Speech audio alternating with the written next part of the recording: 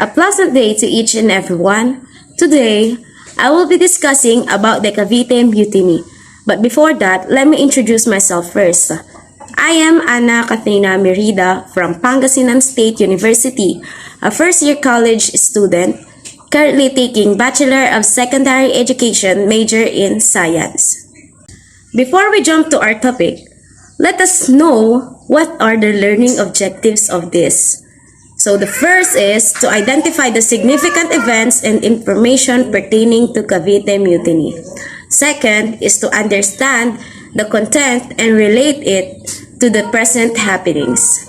And the last is differentiate the contextual analysis of the two differing perspectives. Before we proceed to our discussion, let us have our pre-assessment or pre-test first to know if we already have an existing knowledge about the Cavite Mutiny. So the direction is, choose the letter of the best answer. Number 1. Who are the 3 priests that has been executed during the Cavite Mutiny? A. Father Mariano Gomez, Father Jose Burgos, and Father Jacinto Zamora. B. Father Marciano Gomez, Father Joseph Burgos, and Father James Zamora. C. Father Marino Gomez, Father Jos Burgos, and Father Joshua Zamora. Or D. Father Marcos Gomez, Father Jomar Burgos, and Father John Zamora.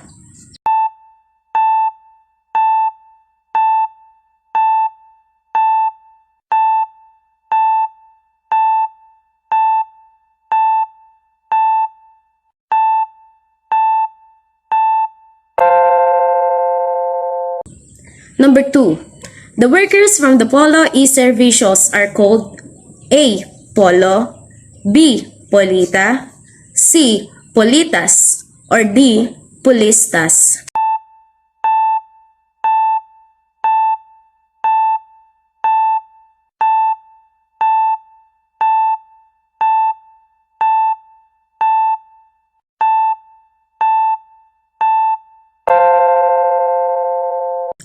Number 3.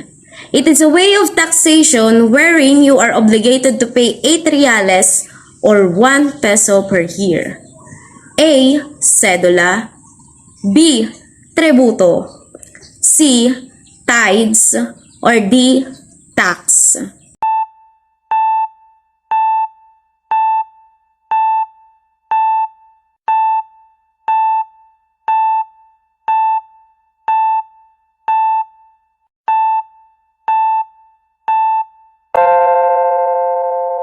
Number 4. Where did the Gumburza being executed? A. Laguna, B. Bagong Bayan, C. Pangasinan, or D. Cavite.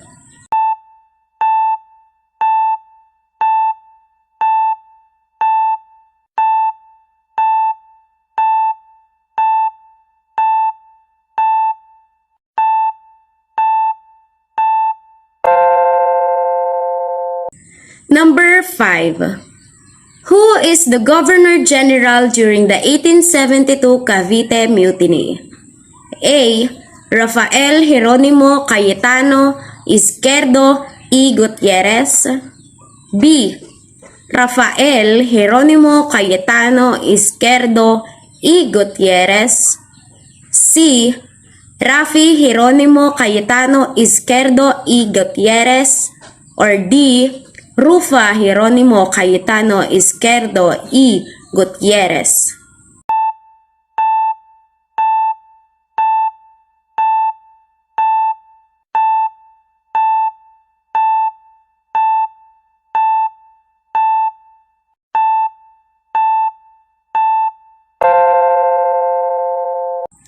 So here's the answer for the question from 1 to number 5.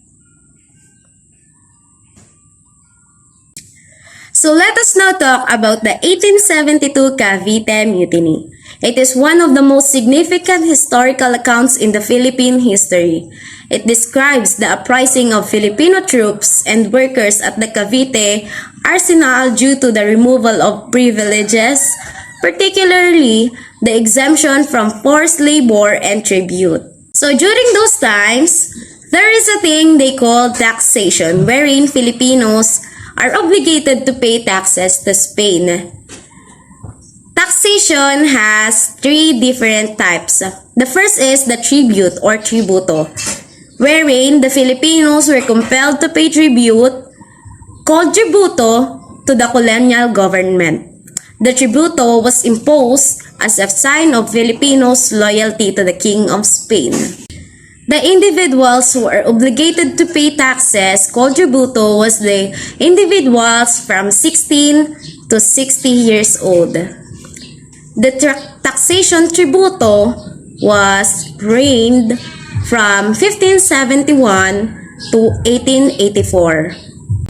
The tribute costs 8 reales or 1 peso per year. There are also other forms of payment, which is gold, chickens, textile, cotton, and rice. After 1884, the tribute or tributo was being replaced by a cedula. It is a personal identification paper. The cedula was a certificate identifying the taxpayer. It recorded his name, age, birthplace, marital state, occupation, place of residence, nationality, and sex. There is another type of cedula, which is the diezmos prediales or tithes. The diezmos prediales was a tax consisting of 1/10 of the produce of one's land. During those times also, there is a forced labor wherein they called polo e servicios, wherein all male Filipinos from 18 to 60 years of age were required to give their free labor called polo to the government. This labor was for 40 days a year and it was reduced to 15 days in 1884. The workers are called pulistas. They are being paid 1/4 reales and the labor was for 40 days a year.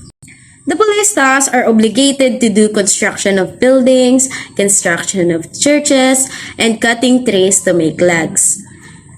If you wanted to be exempted by the polo e servicios, you were going to pay fala, which costs 1 1/2 reales.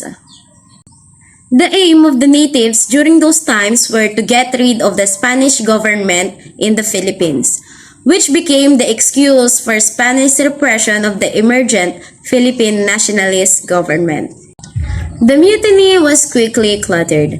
Governor Rafael D. Izquierdo magnified the incident and used it as an excuse to clamp down on those Filipino who had been calling for governmental reform. A number of Filipino intellectuals were seized and accused of complicity with the mutineers.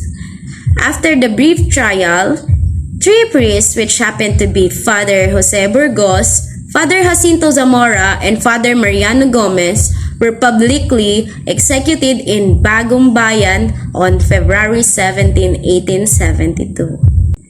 Other Filipino lawyers, which happened to be Pio Basa, Antonio Maria Regidor, Joaquin Pardo de Tavera, and Jose Basa, were suspended from the practice of law, arrested and sentenced to life imprisonment at Marianas Island. Tragically, the harsh reaction of the Spanish authorities served ultimately to promote the nationalist cause. The 1872 Cavite Mutiny has 2 perspectives. Let us view the Spanish perspective first. So this is Julian Montero y Vidal.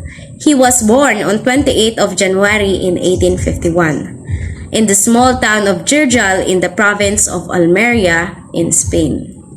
He is a historian who documented the event and highlighted it as an attempt by the Indios to overthrow the Spanish government in the Philippines.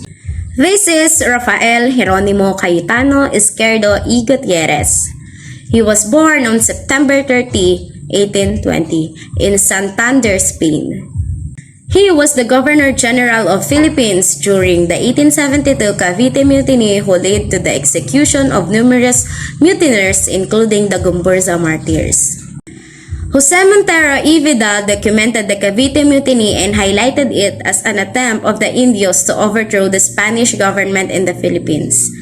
Meanwhile, Governor-General Rafael Izquierdo's official report magnified the event and made use of it to implicate the native clergy, which was then activated in the call for secularization. Both accounts complemented and corroborated one another, only that the general's report was more spiteful.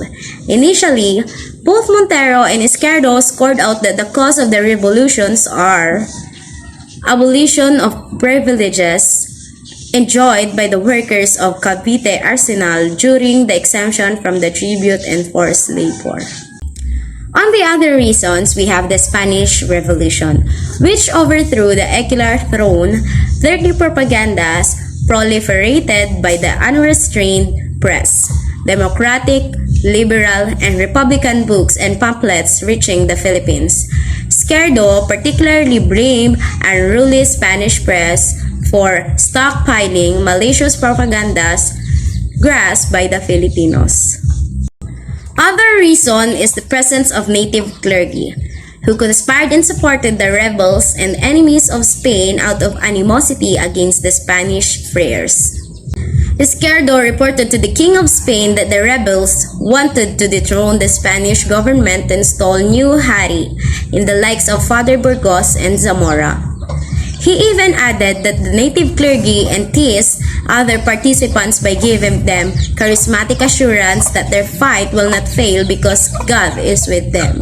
In his last report, Izquierdo lambasted the Indios as gullible and possessed an innate propensity for stealing. The two accounts deemed that the event of 1872 was planned earlier and was thought of it as a big conspiracy among educated learners, mestizos, abogadil, or native lawyers, residents of Manila and Cavite, and the native clergy. According to the two, the district of Sampaloc celebrated the feast of Virgin of Loreto with fireworks display. Allegedly, those in Cavite mistook the fireworks as the signal for the attack, and just as planned, 200-men contingent headed by Sergeant Lamadrid launched an attack targeting Spanish officers at the site and seized the arsenal. When the news reached Governor Izquierdo, he readily ordered the reinforcement of the Spanish forces in the Cavite to quell the revolt. The revolution was easily crushed when the expected reinforcement from Manila did not come ashore. Major instigators, including Sergeant Lamadrid, were killed, and the Gumburza were tried by the court-martial and were sentenced to die by strangulation. On the 17th of February 1872, the Gumburza were executed in an attempt of the Spanish government and Philocracia to instill fear among the Filipinos. This event was tragic but served as one of the moving forces that shaped Filipino nationalism. So we are finally done discussing about the Spanish perspective of the Cavite Mutiny. Let us now take a look of the Filipino version of the story. So this is Dr. Trinidad Hermibigildo Parde de Tavera. He was born on April 13, 1857 at Escolta, Manila. He was a Filipino scholar, physician, historian, and politician of Spanish and Portuguese descent. Tavera served as Deputy Prime Minister of Philippines in 1899.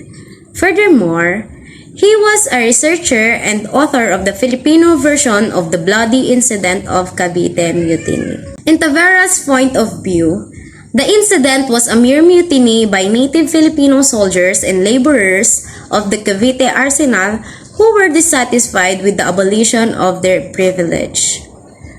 He indirectly blamed Izquierdo's cold-blooded policies such as the abolition of privileges of the workers and native members of the army. Tavera believed that the Spanish friars used mutiny as a powerful lever by magnifying it as a full-blown conspiracy involving the native army and the residents of Cavite and Manila.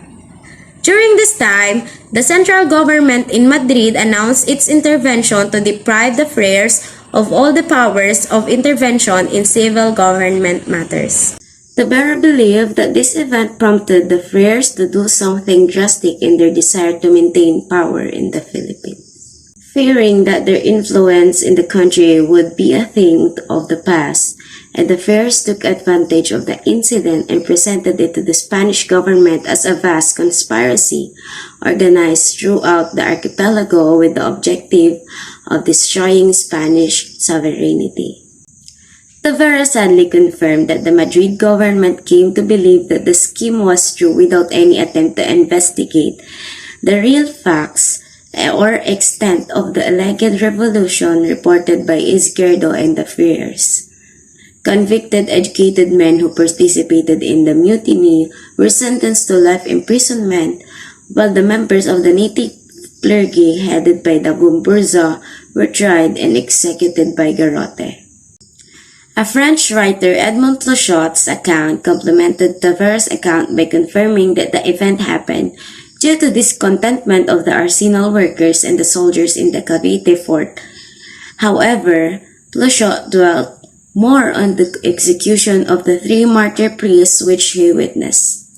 So that ends my presentation. Let's just all remember that the Cavite Mutiny talks about the forming of alliance of the Filipinos who seeking for fairness during the reign of the Spanish government. So let us now answer the post test that I've prepared. So choose the letter of the best answer. Write your answers in a piece of paper and send it on Messenger. So number 1, who is the Governor General during the 1872 Cavite Mutiny? A. Randy Jeronimo Cayetano Izquierdo y Gutierrez. B. Rafi Jeronimo Cayetano Izquierdo y Gutierrez. C. Rafael Jeronimo Cayetano Izquierdo y Gutierrez. Or D. Rafael Jeronimo Cayetano Izquierdo y Gutierrez.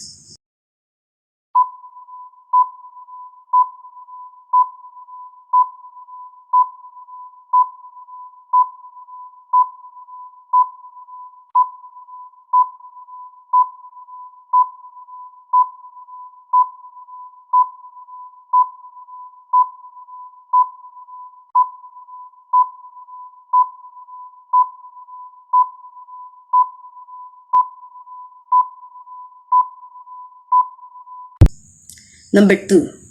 He was the Deputy Prime Minister of the Philippines during 1899. A. Dr. Trinidad Hermibigildo Pardo de Tavera. B. Dr. Michael Hermibigildo Pardo de Tavera. C. Dr. Jaime Hermibigildo Pardo de Tavera. Or D. Dr. Eugenio Hermibigildo Pardo de Tavera.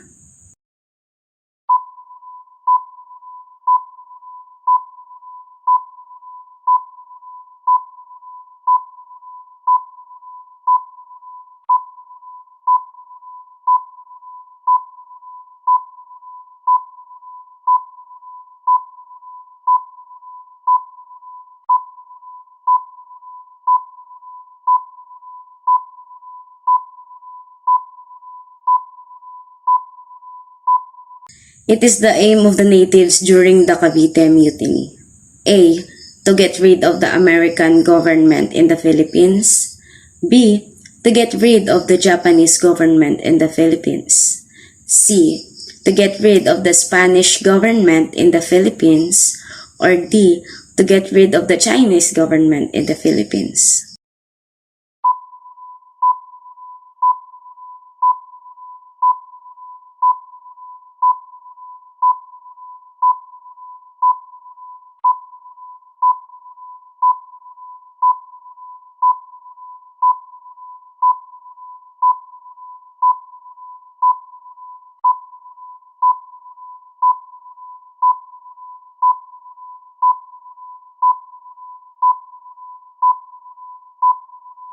Number 4. What is the main cause of the revolution during the Cavite Mutiny? A. Abolition of thrones. B. Abolition of privileges. C. Abolition of lands. And D. Abolition of tax.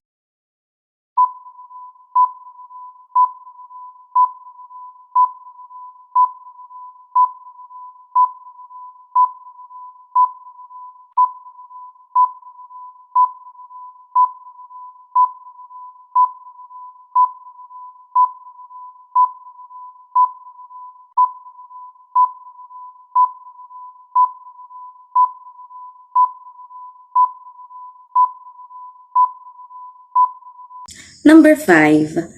Who documented the Cavite Mutiny? A. Jose Manalo y Vidal. B. Jose Mariano y Vidal. C. Jose Montero y Vidal. Or D. Jose Martinez y Vidal.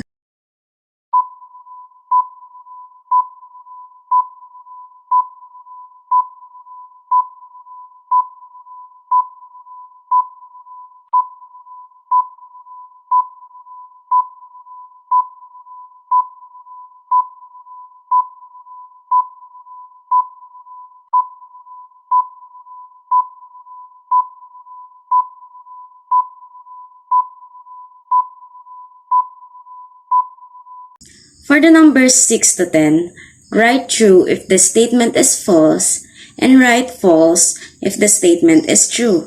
I repeat, write true if the statement is false and write false if the statement is true. Number 6. The three priests that has been executed during the Cavite Mutiny are Father Marciano Gomez, Jose Burgos, and Jacinto Zamora.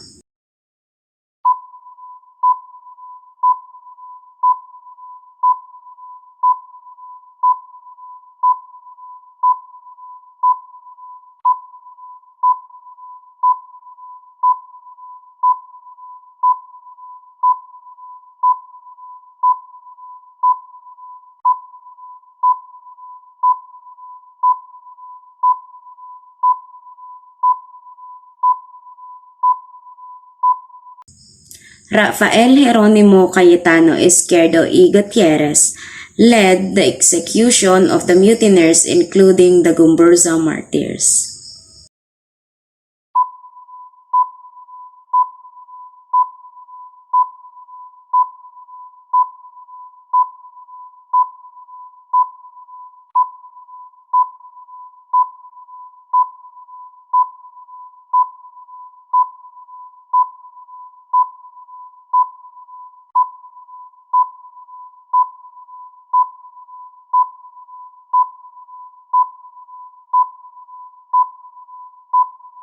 In Tavera's point of view, the incident was a mere mutiny by the native Filipino soldiers and laborers of the Cavite arsenal who were dissatisfied with the abolition of their privileges.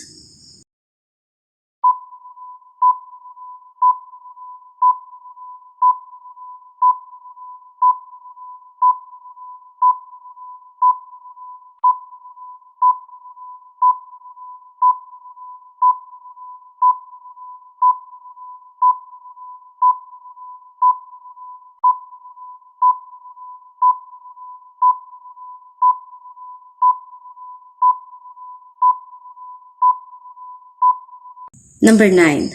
The diezmos prediales was a tax consisting of 1/8 of the produce of one's land.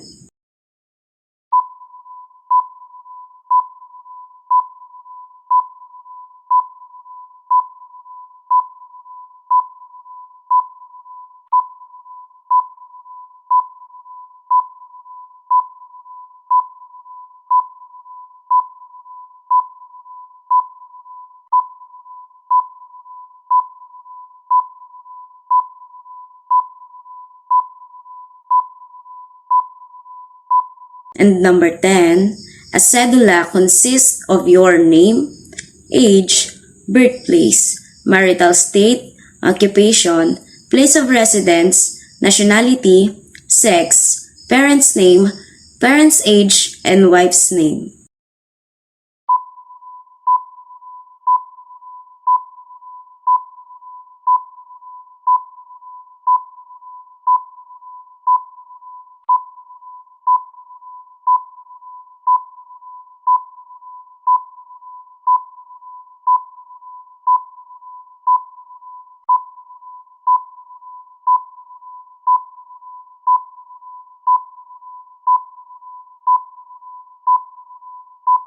So exchange your papers to your seatmates. And here's the answer from 1 to number 10.